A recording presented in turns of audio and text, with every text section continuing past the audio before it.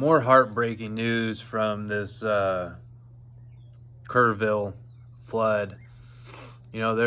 Last I looked last night, they said there were still 161 people missing, which means there's probably still a lot of deceased people.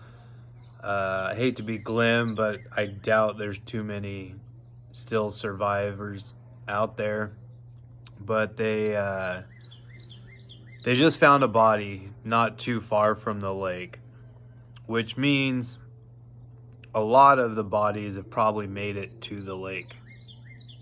And you would think, you're talking about hundreds of miles of river that's winding in and out of canyons, that a lot of the bodies would get trapped on, channel swings and stuff.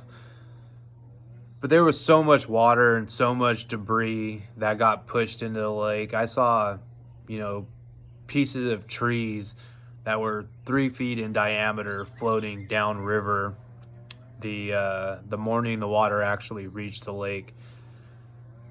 Last night I went out fishing on my paddleboard just around the marina. I didn't go out into where all the debris and all the mud and everything flowed in. The marina's in a cove, kind of tucked away pretty far from that river mouth actually.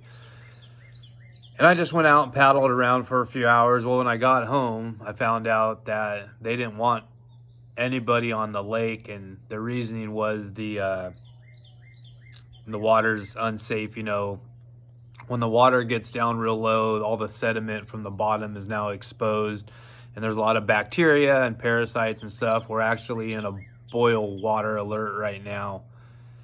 And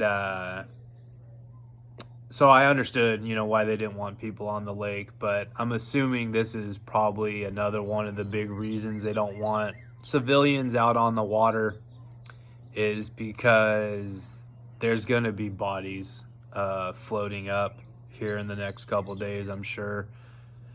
And I'm sure they probably have teams out there that are searching. I know they have crews out there that are cleaning up debris. I'm assuming they're on the banks, with tractors and stuff like that, cleaning up what they can. And I'm sure that's part of the efforts, is to find any bodies out there. So it's heartbreaking. It's awful. We just got to keep praying. I feel so bad for these families. It's awful.